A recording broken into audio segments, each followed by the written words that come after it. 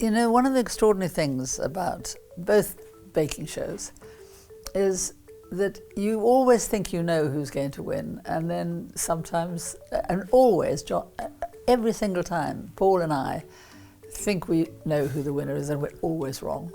Because there's always some twist and turn. It's almost like a scriptwriter says, now we need a bit more excitement. So, you know, the guy who's doing really well starts to bake really badly. You know, it's extraordinary. We're back in the tent. Did you guys miss us? Something that's been bugging me for a while, and I'm sure it's a very simple answer, is sometimes I hear the show referred to as the Great British Bake Off. Sometimes I've heard it referred to as baking show. Yeah. Is it both, or is it one or the other? We would have liked to call it, when we did this, started doing the American one, we'd have liked to call it Great American Bake Off. Right. But the word bake off belongs to Pillsbury. But anyhow, we're not allowed to use the word. So we had to say baking show. So it is a more simple answer than I thought. Yeah. It starts tomorrow, and I binged all 6 episodes. And I gotta say, the winner, I'm not gonna spoil it, but the winner, I was equal surprised and elated. Sometimes the winner is someone who has been just consistent and solid the whole way through. Maybe has won, you know, Star Baker once, is under the radar, and then just really comes into their own at the end. It's such a mixed bag. You never know what's going to happen, and I suppose that's part of the charm. And also, I think that the audience get really fond of the bakers. Yes. And they, you know, begin to sort of root for them, and they want some particular baker to do well. Oh yeah, I mean, I feel like they're a friend by the end, and like more than any other reality show, I have followed more bakers from the baking show than any other show I watch. Yeah. I get so invested in who they are, their lives, and are they going to keep baking after the show? And a lot of them do, and they go on to be food writers or professional bakers, or they start a little cupcake business or something. This season was filmed in the iconic tent, right, in England.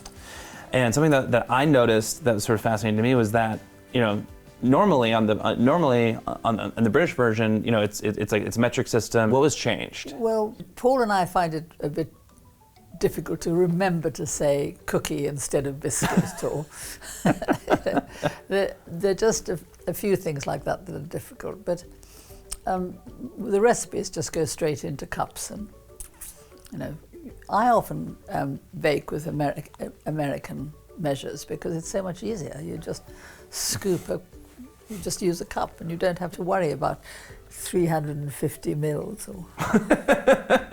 And the American bakers are really, really good. And I think this year's bunch are the best we've had.